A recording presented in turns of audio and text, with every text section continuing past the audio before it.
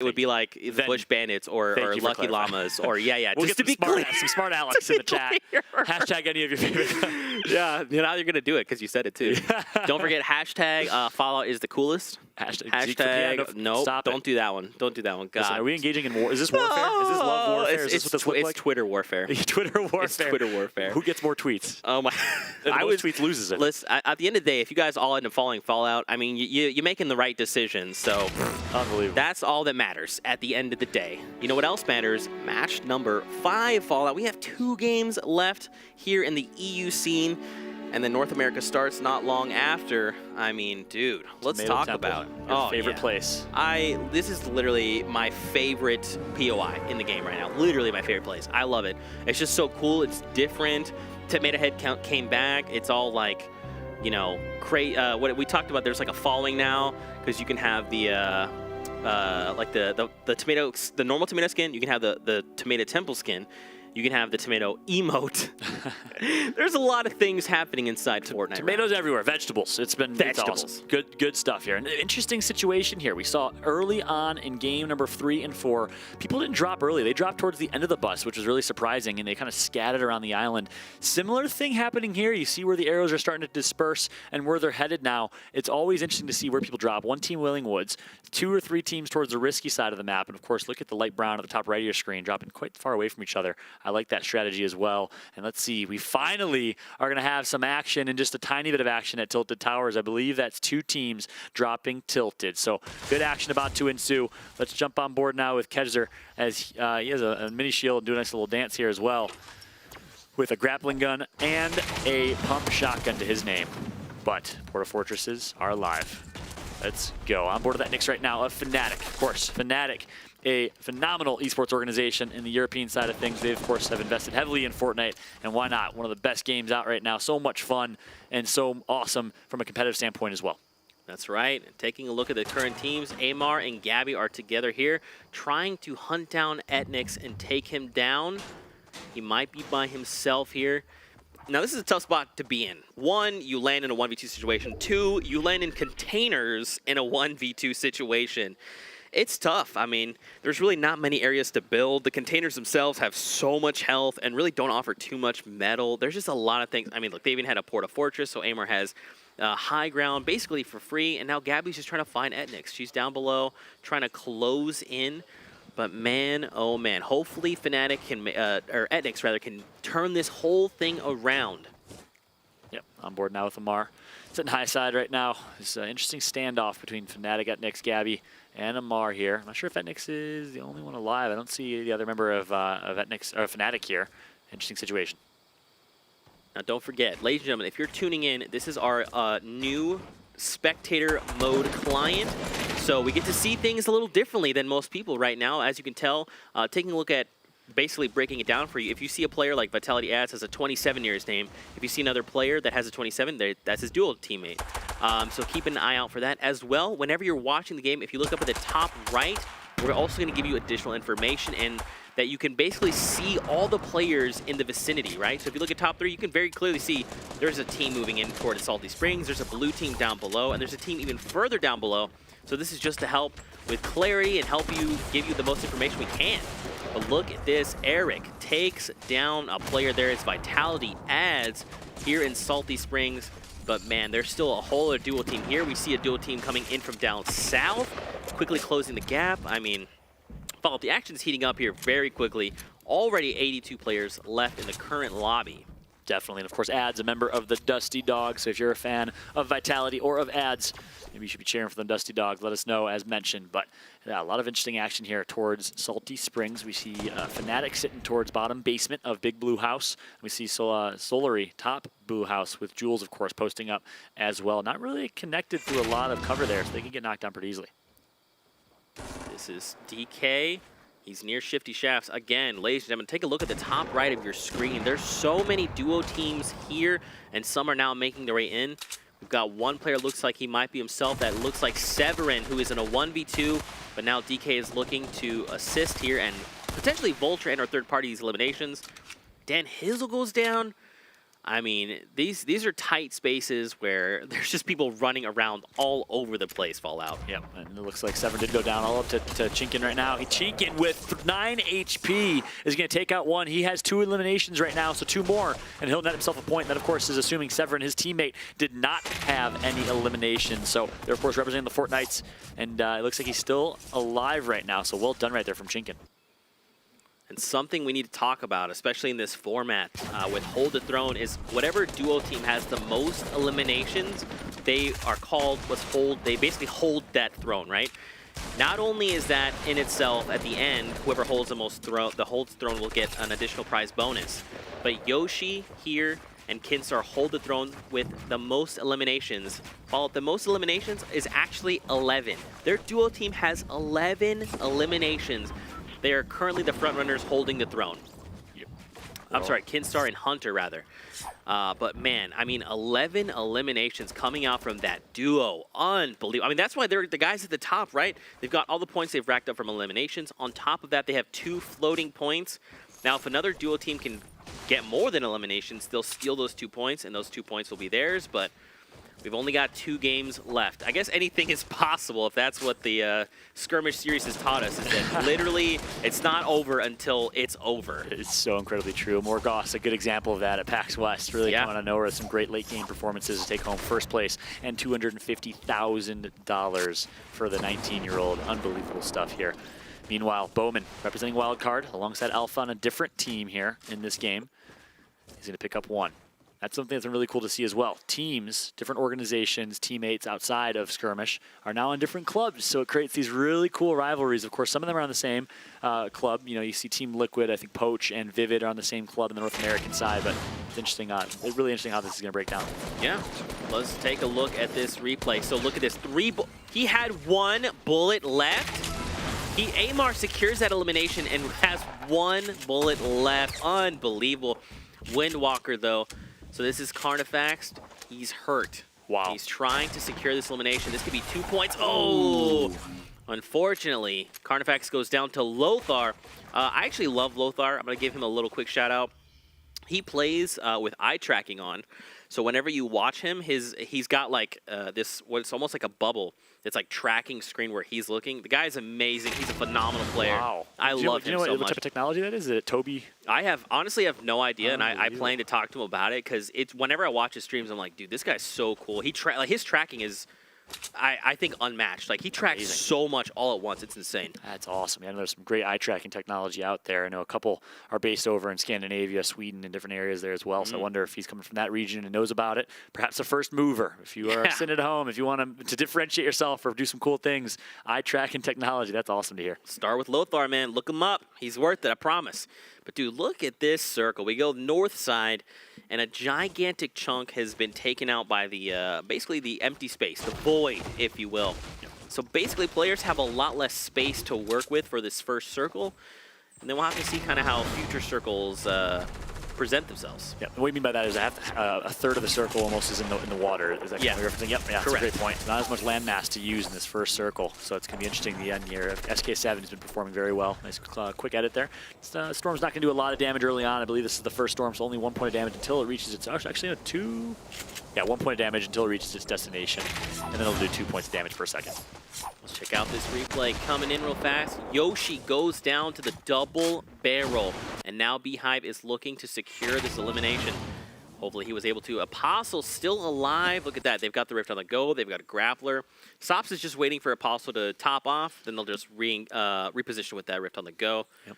And then Genside Blackside was right outside, looking to gatekeep, but I don't think he knows that they've got a Rift on the go. Yep, Apostle, Mr. Bowtie himself, as you call it out. He is currently representing the Rift Raiders for Fall Skirmish. Now they're going to use that, not going to use that Rift to go. They're going to have to hold on to it. So Klinger, and he does have a, he does have a grappling gun, sorry. And he's able to use that grappling gun well. Look at these grenades. That's why they didn't use it. They have grenades to use. Apostle, though, going to be in a world of hurt. He's going to go down. Nice job by Blacksu. Look at the reaction time from him to down Apostle. And now a 1 versus 1 fight. Sops versus Blacksu. currently turtling himself into this 1x1, editing his way out, and here comes the peak. Is he going to go for it after he reloads? Yes, he does. See, remote explosives out, and then the quick build and placement comes through as well. I'm loving what I'm seeing right now out of Bloxu. Great gameplay, but the 1v1 is not over yet. Sops in a very intense situation here, and wow, what a 1 versus 1 this has been. I mean, absolutely. The other thing to keep in mind is they're fighting in this anti-gravity zone. That's why Apostle went down, and look at that. Black Soul secures the elimination. So I think what, if you might have missed it, it happened so fast, but basically Apostle grappled into the zone, and when he turned around, he was mid-air, and that's why he went down. He tried to basically grapple over the head of Black Soul there, but Black Soul was prepared for it and basically used the anti-gravity zone to his advantage there. And that was brilliant. I mean, talk about a playmaker. Black Soul in a 1 versus 2, getting grenade launched and comes out on top. And then in the 1 versus 1, I love the way he played that, how he built high ground, had those remote explosives, used them to his advantage offensively. Usually you see remote explosives used defensively to knock down cover, but it goes to show those things can be used in a variety of ways. So well played right there by Black Soul. Absolutely. Now we are here, north side near Lazy Links. Atlantis Metro, we got Povzy against Kinstar and Hunter. Now, keep in mind, these guys are not only in first place, they hold the throne with 11 eliminations total, combined, and get this, they've also held the throne since Game 1. In Game 1, they dropped 11 eliminations. Unbelievable. Yeah. That is life right now, okay? I don't know that Mitro wants to tangle with Kinstar. I mean, look at that. Kinstar was prepared. He cracks back. Wow. Okay, I mean, all right, what do you do in this type of situation here, Fallout? Yeah, you're hurt, you're damaged. You know Kinstar's a little damaged too, though, so you want to try, again, it always comes down to getting your high ground and holding that, and then working with your teammate to secure those eliminations and try to get as much damage as possible, and really just chip away at the damage of your opponent. Play smart, play passive. Don't feel the need to rush into this, especially with the med kit at your disposal. And look at that. So Kinstar just secured the elimination on Povzy. Yeah. Mitro is by himself right now in a 1v2 against not only the #1 spot, but they also hold the throne. So I guess they're the kings of the lobby, if you will. Yeah, well said. I gotta take back my words earlier. I compared Kinstar to the likes of Vivid. Of course, very similar players. They're very consistent. But I'm thinking maybe like a Ghost Bizzle now. Just pure skill and raw slaying power and being able to get a lot of eliminations. 11 in game #1. That's just unbelievable. Now the Storm is moving in. Fallout, they've got 30 seconds before the Storm overtakes this entire area. Mitro doing everything he can, trying to maintain that high ground. Oh, he gets a huge hit on Hunter. Can he follow up, though? He has a campfire. Oh, he gets one elimination. Not gonna get, or he gets one knock. He's not going to get the elimination, though. Wow. Hunter secures and downs Mitro. And look, he's going to place the campfire. So he's going to be able to heal himself while also simultaneously picking up Kinstar. But here's the thing, man. They still have a long way to go. They have a little, and now the storm wall's going to close. It's going to tick for. No way! They've got a chug jug. And I don't know if Hunter's going to be able to make it though. I think Hunter might be out of this one here. Oh, jump pad place. He's trying to use it as much as he can. And he's going to get knocked out by the storm here. At least halfway through that. Chug Jug going to be in the hands here. And well played. So one of them will live to see another day. I believe one of them will get knocked by that storm. Well, so what's good is, even though he started his way first, so even if he goes down, he can be picked up by Kinstar at the very edge of storm. No, he made it. HP. This is why these guys are at the top, Fallout. What is happening? Resource management at its finest. He waited to the very last second of campfire just at his disposal and gets out. Both of them alive. Solary in a great position now, barely surviving. But meanwhile, we have Alpha and Dominate still alive in this one. Oh boy. That was, oh wow. So someone boxed him in, bouncers and a trap. He drops him all the way down to 24. Tomo here is very hurt with only effectively 74 HP.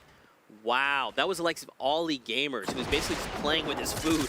And I love this aggression from Ollie. You heard the trap get sounded, you know he's hurt, and you're playing with aggression trying to finish the elimination here. Smart decision, and Ollie is going to connect. Well done. And again, if you're an aspiring competitive Fortnite player, keep an eye on that. Resource management, you got to be aware of the situation, and you got to play with aggression. It's kind of like a hot and cold game. You got to know when to be hot and play with aggression. You got to know when to be the mouse and play a little more passive. Absolutely. And I mean, that's a fantastic point. Players, you can tell how good they are. Even if it's like a situation looks so awesome, like, oh yeah, I'll just jump down on this player. sometimes there's just variables that you can't consider. Like, what if there's a guy that suddenly comes out, or there's a team that's waiting there, or any there. There's so many things to consider. And a lot of these players, you can tell, even if the situation looks favorable from our perspective and they don't engage, there's something they know that we don't. Yep. Or they believe there's something there that we may not see. And so, again, going back to EU, just being methodical players, really thinking through every single possible variable, really. Yeah, it's crazy. And on the flip side, too, with this brilliant spectator mode, there's a lot that we know as viewers and fans that the players don't know. We get to see everyone's health. We get to see a lot of things that players necessarily won't have that information. So really an awesome dynamic there. And the players that have the most awareness and understand the situation, I think, are able to profit. Team Liquid is great at that on the North American side. And you see it here on the European side as well. Look at this. Ollie Gamers takes down a player there at range. But now that player's team. Okay, so now the teammate starts to double back, and look at Risky Reels, man. It's a hot spot. The new safe zone has presented itself, and there's just players looking to make sure they can post up, fortify. Look at all these teams fall out. There's so many. Crazy. 9 grapples left with the grappling hook here from Black Zoo, which is nice to see some mobility for him. And one thing I want to keep a close eye on now, as we're rotating through players, is their inventory loadout. All greens right now for Skite. But check out if they have mobility. Check out who has the Porta Fortresses, who has the Rift to Goes, and who has the weapons that really can help them succeed in the late game when mobility is so important. Of course, that's been a great theme of this entire broadcast, is the importance of mobility in the current metagame of Fortnite competitive. That's right. Wildcard Alpha's got himself a grappler as well. And actually, I don't know if you saw it because we were there for a very brief time, but Blackso actually has a grappler and a Porta Fortress. Oh, wow. He's got both. Yep. Huge. As long as he can stay alive now. So again, this changes how you want to play. If you have that loadout, you don't want to play aggressive. You want to play for late game because you have good late game items that can get you a placement win. So it's so awesome in Fortnite how there's so many variables that affect your decisions in every single moment. I know, back in competing, there were some teams that were amazing at that, knowing what to do in every scenario. Arctic, your peer, was one of the best in the world at that, knowing how to react with his teammates depending on the situation. And that's something that's really important. Almost any competitive title, but let alone Fortnite, was out with how many variables there are.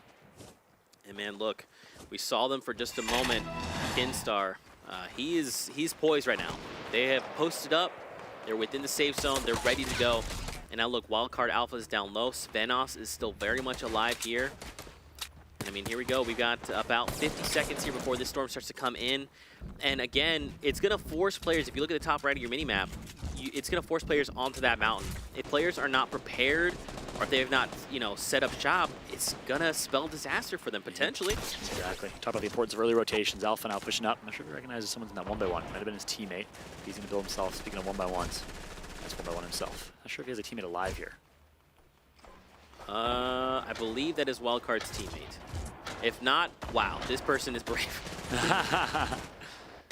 Interesting situation here. Meanwhile, Svenis, such a reputable name on the European side of things. Let's see what he can do. We haven't seen him with many top 5 finishes yet. This could be the difference here in game number 5. Keep in mind, game 5, game 6 are just as valuable as game 1, game 2. It doesn't matter where you're at now in the standings. It's how you perform and how you finish in game 5 and game 6 that matters the most.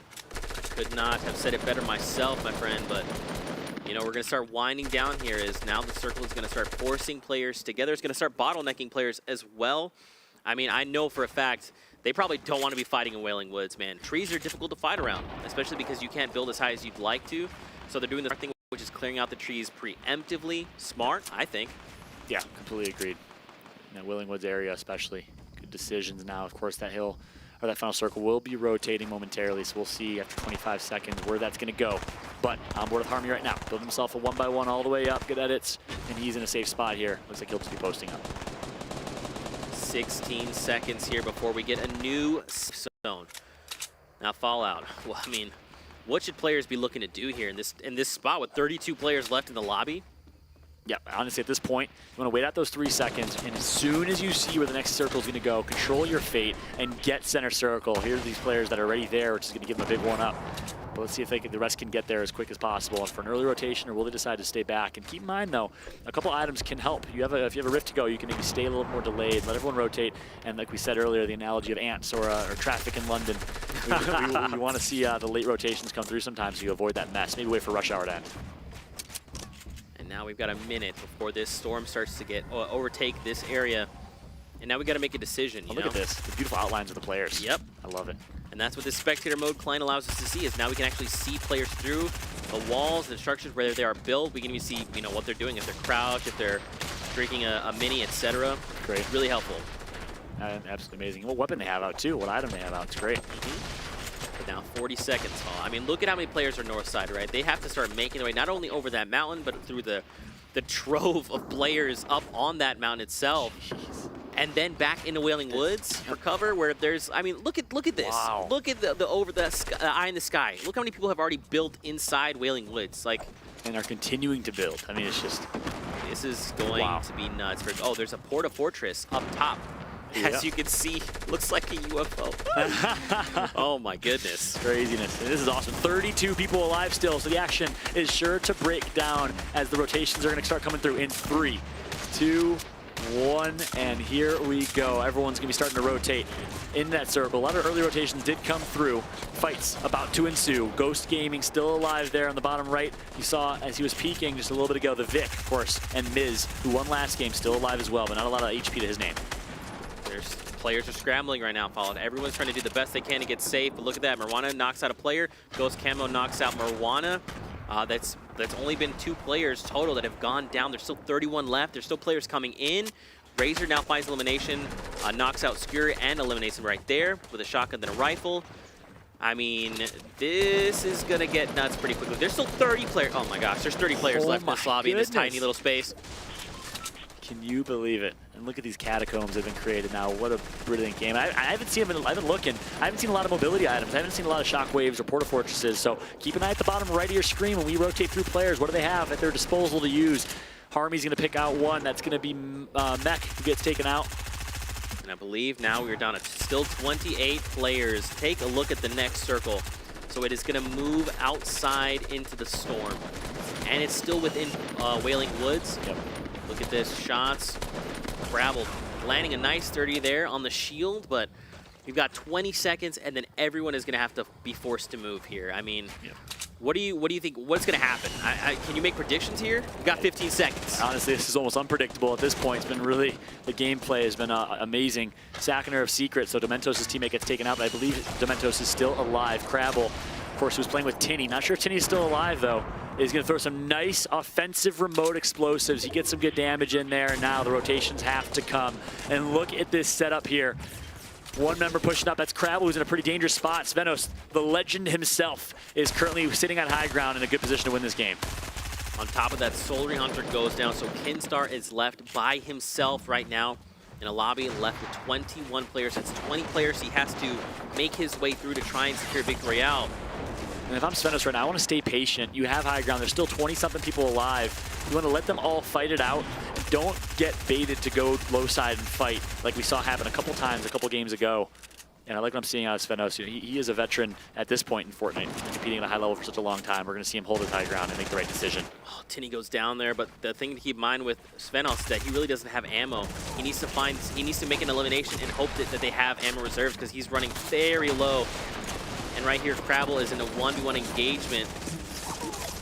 Oh man, the storm is going to start moving again here in 15 seconds. Look at the edits from Crabble to come through. He's going to get a shot from above. That might be Svenos on the high side. Crabble now does have a med kit at his disposal. He wants to hold on to those med kits in case he gets off and a heal off. He's going to pop those minis instead. Smart decision from Crabble. Hold on to those meds. You might need a more dangerous spot here. 16 people. And Kinstar's going to get damaged up, but he's still alive. So Solary Kinstar still in this one. A couple knocks do come through. Svenos at the bottom left of your screen does get taken out. And actually, no, he's knocked down, so he's still up. Miz gets taken out by the storm, and 14 people remain in this one. Kinstar doing his best to keep himself alive. There's so many players left here. You just watch the way he's moving. Look at that. He finds an elimination, but oh no! A Bowman immediately takes him down. We've got 9 players left here in the zone. And there's 9 players left. I know. Masta's down, City Driver up top. Oh, City Driver has every single position to win this. Only 120 mats, maybe about 180 mats total. Needs to be smart here. But Issa wants to take high ground himself. I'm not sure if he knows that City Driver's above him. But either way, sitting in a pretty good spot here. Now looking down, we've got 8 players left in the lobby. Fallout. Yeah, There's City Driver, so of course, many. his teammate. So we can actually look here. So we've Yeah. got Bowman right now at the top. He's got 5 eliminations. Blexu is in second with 4. Unfortunately, as I say that, Bowman goes down. He gets taken down by Blaxo. That should be a top 4 placement, which will get him some points, I believe. Not guaranteed necessarily, but we will see. Fight's going down. Issa gets one with the rifle. Look at him just sitting high ground, picking off one by one, but they're going to get their cover destroyed here. And now they're currently separated. Look at this tree. We talked about the tree and the importance of cover in this final Wailing Woods fight, and it's keeping them alive here for City Driver. They finally want to destroy it after it saved them. The tree is the real MVP in this situation. And now City Driver and his teammate Isa want to go down, and they want to try and clean up these final eliminations. They're so close to victory out. They have the high ground like you talked about. They're in a very advantageous spot, but now they just have to make sure they can play this methodically and correctly.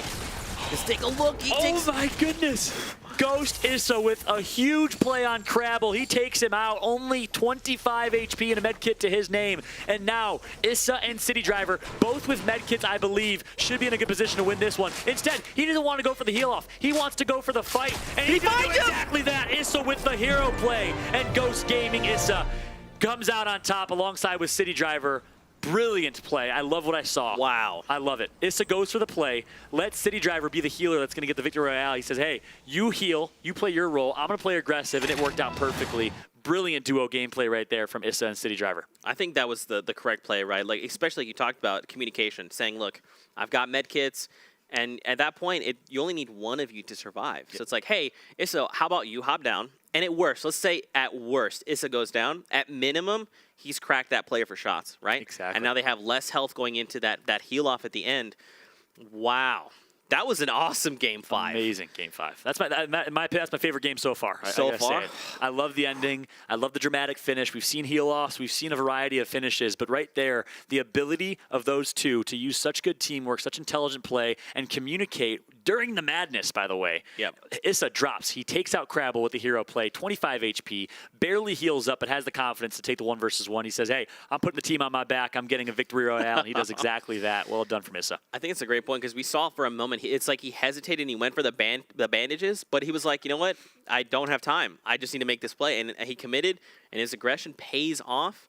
So we also have some highlights coming in from that game number 5 of the EU scene. Wow, this action, it just continues to get better and better, man. I mean, look at that, Beehive has a Port of Fortress. Yoshi goes down. Man, we're gonna have to see where the standings are after that game, going into the final game, because I feel like we constantly see different players make it into the final, 10. Oh my gosh, exactly. I'm almost at a loss of words, dude. Like, I just watching in awe of like how incredible these players are and their decision making. Beautiful. What do you think?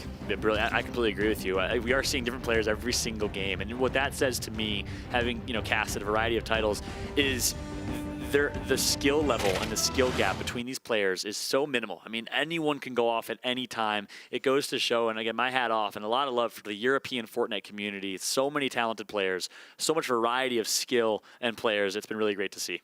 What do you think? So that's our Game 5. We got 1 game left. Make some predictions. Oh, gosh, this is crazy. You know what? I can't wait to see these updated standings. Kinstar has performed time and time again on Summer Skirmish. He's been holding the throne and holding the #1 spot game in and game out so far in the first week, the opening day of Fall Skirmish. I'm going to make the dumb, obvious prediction. Kinstar stays on top. However, I'm looking for something a little crazy. Here's my bold prediction. Okay. I've liked what I've seen out of the Vitality team. Oh. They've been teeter-tattering with 3 or 4 points. They haven't performed in the top 10 placement just yet. But I think they're going to have a breakout game here in game number, is it number 6 coming up? This is number 6. Unbelievable. I think we're going to see them have a breakout game. Oh, man. What do you guys at home think? Make your predictions with the hashtag Fall Skirmish. Who do you think is going to win? What club are you repping and why? And obviously talk about how amazing Fall it is, because he's amazing. Okay, once again, Zeke for PM. Ladies and gentlemen. No, stop. Don't. I swear, if I open my phone and I see those, I'm going to be so upset at all of you. Zekemus Prime on Twitter, my friends. Oh. Hashtag Lucky Llamas, hashtag Bush Bandits, hashtag Dusty Dogs, hashtag Fortnite, or the Rift Raiders. Rift Raiders. Where does your loyalty lie? Which club? Let us know, guys. Man, I mean, I'm just so pumped, dude. And I just thought about it. We have another 6 games later. Oh my gosh. We have so 6 excited. more games coming in from NA later. Zeke, I could take 6 games. I could do 28 games. I mean, that's how much fun this is. I mean, it's yeah. amazing. It's such an honor to be here. You have no idea how much it means to be sitting at this desk and having a chance to commentate high-level Fortnite gameplay. Dude, we're happy to have you here. It's been a pleasure, obviously, but you know who else is here? The participants that are participating. Man, I hate doubling up on the P there. But let's take a look at the players that are participating right now. We got Under the Fortnite. Take a look. So again, this is the duo format, and this is their final game. The last chance to make it on the board, the last chance to move up through the standings and try to place in top 10. Because, man, again, you talked about it earlier, only top 10 will receive a prize, essentially. And also those delicious club points. I mean, just unbelievable play. I still can't believe it. We still have 6 games later coming in from NA. But man, I love EU. I'm gonna say it. I'm gonna say it loud and proud. I love you, EU. You impress me every time. I honestly feel like anytime I watch EU games, like they knock my expectations out of the water. There's always people that show up that impress me. The plays themselves are insane. The decision making is out of this world. I mean, EU. My heart belongs potentially to you. I don't want to box myself in and commit too much, but I like you a lot. I'm right there with you, especially after watching this gameplay. They've put on a show for us. I got a lot of love. My roots are in Europe. My family's from Greece originally, so hashtag Team EU. I think we're both on board. It's been a lot of fun to watch so far. Oh my gosh, so what do you think, dude? We're about to hop into our final game of the day. I'm also terrified to open my phone because I'm terrified of what you've done to me and sent people my way You saying. have no idea how many hashtag Zeke for PMs are in there. If you have not already, at ZekeMisPrime on Twitter, guys, give him some love. The caster behind Summer Skirmish and Fall Skirmish, week in and week out. He's providing a lot of entertainment. It's been great so far.